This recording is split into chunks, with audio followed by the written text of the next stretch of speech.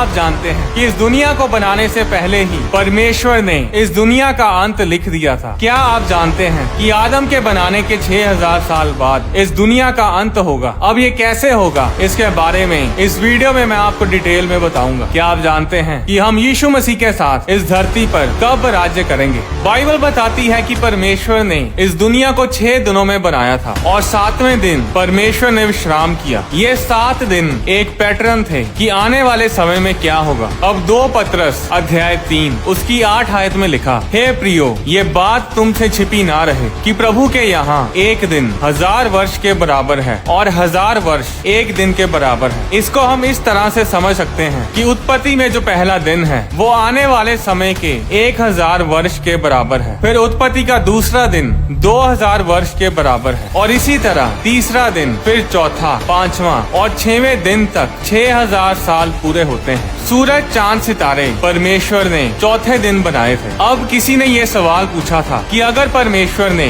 सूरज, चांद, सितारे ये सब चौथे दिन बनाए थे तो फिर पहले 3 दिन रोशनी कहाँ से आई? इसका जवाब है प्रभु यीशु मसीह। प्रभु यीशु मसीह वो रोशनी है जिसने उस अंधेरे में उजाला किया। यूहन्ना अध्याय 8 उसकी 12 आयत में यीशु ने फिर लोगों से कहा, जगत की ज्योति मैं हूँ, जो मेरे पीछे हो लेगा वह अंधकार में ना चलेगा परंतु जीवन की ज्योति पाएगा। यूहन्ना अध्याय 1 उसकी 1 आयत में लिखा, आदि में वचन था और वचन परमेश्वर के साथ था और वचन परमेश्वर था। 4 आयत में लिखा, उसमें जीवन था और वह जीवन मनुष्यों की ज्योति था। 1 यूहन्ना अध्याय 1 उसकी 5 आयत में लिखा, जो समाचार हमने उससे सुना और तुम्हें सुनाते हैं वह ये है कि परमेश्वर ज्योति है और उसमें कुछ भी अंधकार नहीं। उत्पत्ति के पहले 3 दिन तक परमेश्वर खुद ही वो उजाला, वो रोशनी था और इसी तरह वो आने वाले समय में यानी नए स्वर्ग और नई धरती पर भी परमेश्वर खुद ही हमारी रोशनी होगा, जिसके बारे में प्रकाशित वाक्य अध्याय 22 उसकी 5 आयत में लिखा, फिर रात ना होगी और उन्हें दीपक और सूर्य के उजाले की आवश्यकता ना होगी, क्योंकि प्रभु परमेश्वर उन्हें उजाला देगा और वे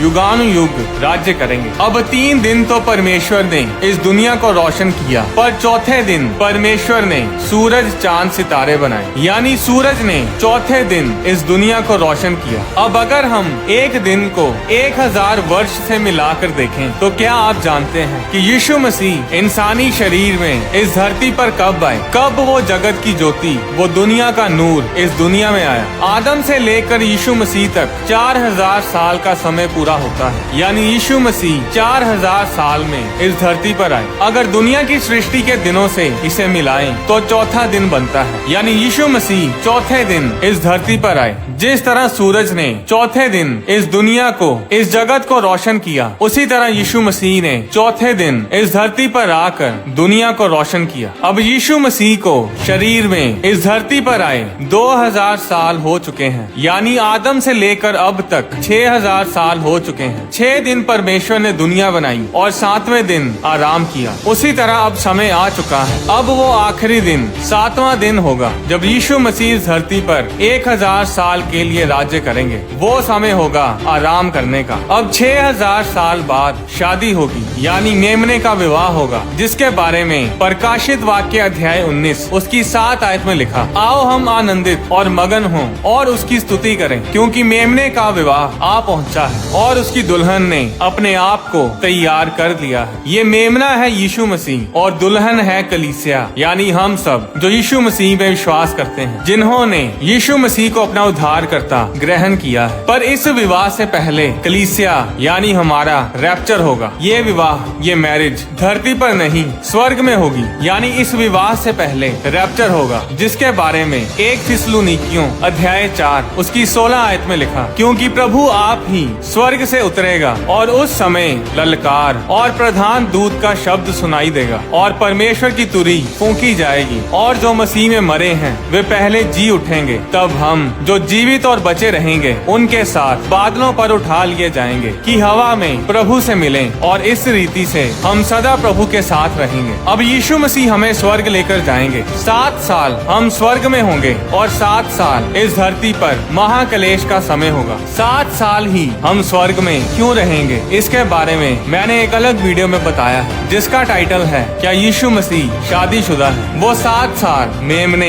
यानी यीशु मसीह की शादी के भोज के होंगे जब हम अपने दुल्हे यीशु मसीह के साथ अपनी शादी को पूरा करेंगे। फिर उस 7 साल के समय के बाद हम यीशु मसीह के साथ और स्वर्ग दूतों की फौज के साथ इस धरती पर आएंगे और ये होगा यीशु मसीह का दूसरा आगमन, जिसके बारे में जकरिया अध्याय 14 उसकी 4 आयत में लिखा। और उस समय वह जैतून के पर्वत पर पांव धरेगा जो पूरब की ओर यरूशलेम के सामने है। तब जैतून का पर्वत पूरब से लेकर पश्चिम तक बीचों बीच से फटकर बहुत बड़ा खड्डा हो जाएगा। तब आधा पर्वत उत्तर की ओर और आधा पर्वत दक्षिण की ओर हट जाएगा। और उस समय यीशु मसीह एंटी क्राइस्ट और फॉल्स प्रॉफिट को आग की झील में डाल देंगे और शैतान को 1000 साल के लिए एक बड़ी जंजीर के साथ बांध दिया जाएगा, जिसके बारे में प्रकाशित वाक्य अध्याय 20 उसकी 1 और 2 आयत में आप पढ़ सकते हैं। और फिर शुरू होगा 1000 साल का राज्य, जब यीशु मसीह खुद राजा बनकर इस धरती पर राज्य करेंगे। अब 1000 साल के बाद शैतान को फिर से आजाद किया जाएगा। इसके बारे में मैं एक अलग वीडियो में आपको बताऊंगा। यशाया अध्याय 46 उसकी 10 आयत में परमेश्वर ने कहा कि मैं आदि से अंत की घोषणा करता हूँ, यानी कि परमेश्वर शुरुआत से ही अंत की घोषणा कर देता है। बाइबल बताती है कि परमेश्वर ने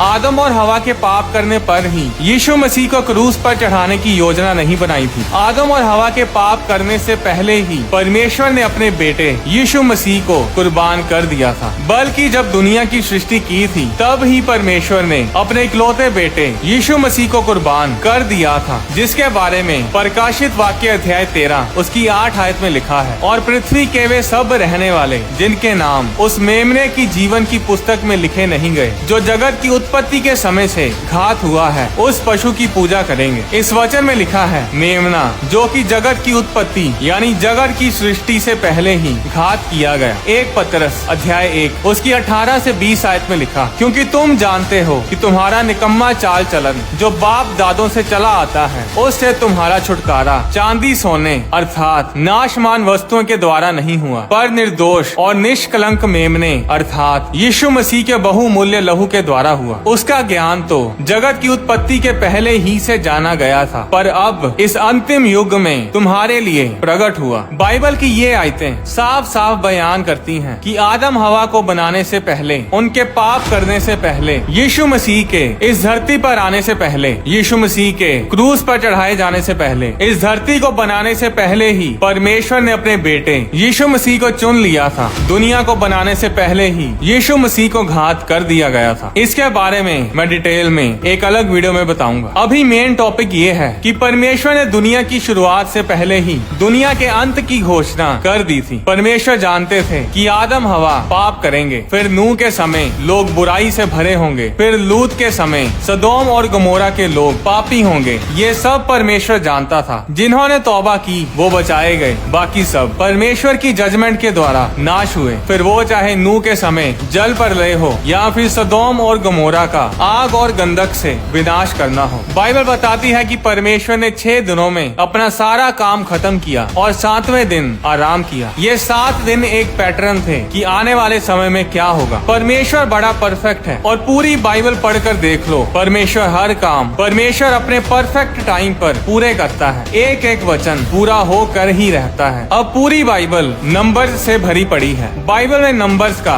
बहुत ही गहरा महत्व है, चाहे वो नंबर 3 हो, चाहे वो नंबर 4, 5, 6, 7 या हो 40। नंबर 7 का बाइबल में 600 से भी अधिक बार जिक्र किया गया है। 7 नंबर का मतलब है पूर्णता, संपूर्णता, परफेक्शन, कंप्लीटनेस। और इन नंबर्स के बारे में हम बाइबल में जगह जगह पर पढ़ सकते हैं। जैसे कि परमेश्वर ने 7वें दिन आराम किया, याकूब ने 7 साल रेचल के लिए अपने मामा की सेवा की, यूसुफ के समय मिस्र में 7 साल बहुतायत के और 7 साल अकाल के थे। नामान ने यरदन नदी में 7 बार डुबकी लगाई और उसका कोढ़ जाता रहा। प्रकाशित वाक्य में ही 7 नंबर का इस्तेमाल कई बार किया गया है, जैसे 7 कलीसियाएं, 7 कटोरे, 7 मोहरें, 7 तुरहियां, परमेश्वर की 7 आत्माएं, 7 सितारे, 7 आंखें, पशु के 7 सिर। 7वें दिन परमेश्वर ने आराम किया था और 7वें दिन को सबत का दिन ठहराया। 6000 साल के बाद 7000वां साल आएगा, जो कि आराम का, पीस का समय होगा। वो शांति का समय होगा, जब परमेश्वर 1000 साल इस धरती पर राज्य करेंगे। और इस 1000 साल के दौरान यीशु मसीह राजा की तरह इस धरती पर राज्य करेंगे। ये सिर्फ आत्मिक राज्य नहीं होगा, यीशु मसीह शरीर में इस धरती पर होंगे और यरूशलेम में उनका सिंहासन होगा, जिसके बारे में प्रकाशित वाक्य अध्याय 20 उसकी 1 आयत से 4 आयत में हम पढ़ सकते हैं। फिर मैंने एक स्वर्ग दूत को स्वर्ग से उतरते देखा, जिसके हाथ में अथाह कुंड की कुंजी और एक बड़ी जंजीर थी। उसने उस अजगर अर्थात पुराने सांप को, जो इबलीस और शैतान है, पकड़ के 1000 वर्ष के लिए बांध दिया और उसे अथाह कुंड में डालकर बंद कर दिया और उस पर मोहर लगा दी कि वह 1000 वर्ष के पूरे होने तक जाति जाति के लोगों को फिर ना भरमाए। इसके बाद अवश्य है कि वह थोड़ी देर के लिए फिर खोला जाए। फिर मैंने सिंहासन देखे और उन पर लोग बैठ गए और उनको न्याय करने का अधिकार दिया गया। मैंने उनकी आत्माओं को भी देखा, जिनके सिर यीशु की गवाही देने और परमेश्वर के वचन के कारण काटे गए थे, और जिन्होंने ना उस पशु की और ना उसकी मूर्ति की पूजा की थी और ना उसकी छाप अपने माथे और हाथों पर ली थी। वे जीवित होकर मसीह के साथ 1000 वर्ष तक राज्य करते रहे। बाइबल बताती है कि उस 1000 साल के राज्य के दौरान हम सब यीशु मसीह के साथ इस धरती पर राज्य करेंगे। हम सब परमेश्वर की सरकार का हिस्सा होंगे और हम सबको हमारी वफादारी के हिसाब से काम दिए जाएंगे। उत्पत्ति अध्याय 1 उसकी 5 आयत में लिखा, और परमेश्वर ने उजियाले को दिन और अंधेरे को रात कहा, तथा सांझ हुई, फिर भोर हुआ, यानी शाम हुई, फिर सुबह हुई। इस प्रकार पहला दिन हो गया। अब बाइबल के अनुसार अगले दिन की शुरुआत पिछले दिन की शाम से होती है। अब सबत का दिन 7वां दिन होता है, पर वो 7वां दिन 6वें दिन की शाम से शुरू होता है। आजकल अगले दिन की शुरुआत रात के 12 बजे के बाद होती है। पहले समय में जब सूरज ढलता था, तब ही से अगला दिन शुरू हो जाता था। कई बार सूरज शाम के 4 बजे, कई बार 5 बजे, कई बार 7 बजे ढलता था और तभी से अगला दिन शुरू हो जाता था। क्या आप जानते हैं कि इसका मतलब क्या है? इसका मतलब है कि जिस घड़ी के हिसाब से हम चल रहे हैं, उसके हिसाब से 6वां दिन पूरा नहीं होगा कि परमेश्वर का वो दिन आ जाएगा। यानी कि 6000 साल अभी पूरे भी नहीं होंगे कि परमेश्वर हमें लेने आ जाएगा और फिर हम सबत के उस 1000 साल में, शांति और आराम के उस 1000 साल में इस धरती पर यीशु मसीह के साथ राज्य करेंगे। यानी कि आज के हिसाब से दिन का तीसरा हिस्सा अभी पूरा होता था कि अगला दिन शुरू हो जाता था। अब दिन में 24 घंटे होते हैं। अगर 24 घंटों को 4 हिस्सों में बांट दिया जाए तो तीसरा हिस्सा यानी शाम के 6 बजे तक अगला दिन शुरू हो जाता था। इब्रानी कैलेंडर इस दुनिया का सबसे एक्यूरेट, इस दुनिया का सबसे सही कैलेंडर है और उस कैलेंडर के हिसाब से अभी तक 5782 साल पूरे हो चुके हैं, यानी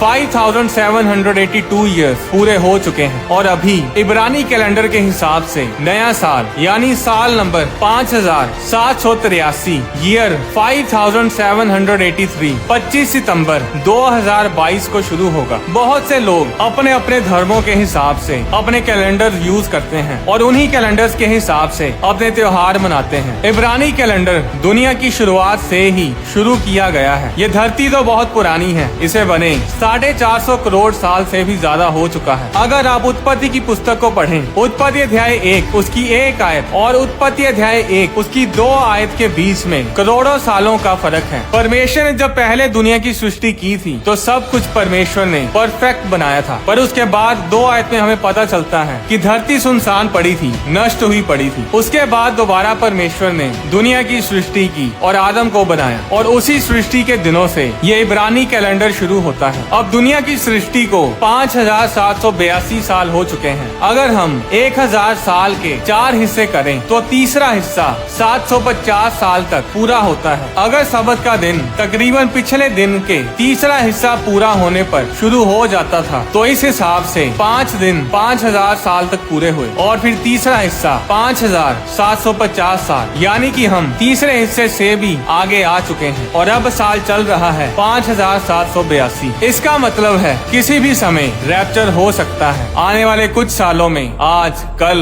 अगले 10 सालों में, अगले 100 सालों में कभी भी रैप्चर हो सकता है। यीशु मसीह अपनी कलीसिया को लेने के लिए कभी भी आ सकते हैं। हो सकता है आपके बेटे बेटियां या आपके पोते पोतियां या उनके बेटे बेटियां यीशु मसीह को अपनी आंखों से बादलों पर आता देखें। परमेश्वर ने हमेशा ही अपने लोगों को चिन्ह दिए हैं, अपनी वार्निंग्स, अपनी चेतावनियां दी हैं कि सुधर जाओ, अभी भी समय है। जब भी लोगों के ऊपर जजमेंट आई तो वो बिना बताए नहीं आई। जजमेंट भेजने से पहले परमेश्वर लोगों को वार्निंग्स देते थे। परमेश्वर अपने दासों को, अपने भविष्यद्वक्ताओं को लोगों के पास भेजते थे कि अपने मन को फिराओ, अपने बुरे कामों को छोड़ो और परमेश्वर की आज्ञाओं पर चलो। परमेश्वर ने कभी नहीं चाहा कि कोई भी इंसान नष्ट हो। परमेश्वर ने हमेशा अवसर दिए हैं कि लोग जजमेंट से बच पाएं, नाश होने से बच पाएं। नीनवे शहर इस बात का सबूत है कि जब लोग मन फिराते हैं, जब लोग तौबा करते हैं, तो वे परमेश्वर की दया और परमेश्वर की आशीष को ग्रहण करते हैं और वे नष्ट नहीं होते बल्कि बचाए जाते हैं। पर जब लोग नूह के जल प्रलय के समय और सदोम और गमोरा के समय लापरवाह हुए हैं और सुधरने की बजाय और बिगड़ते हैं और परमेश्वर के खिलाफ चलते हैं, तो वो फिर बचाए नहीं जाते, बस नाश होते हैं। परमेश्वर हम सबको बचाना चाहता है। उसने अपने लोगों के द्वारा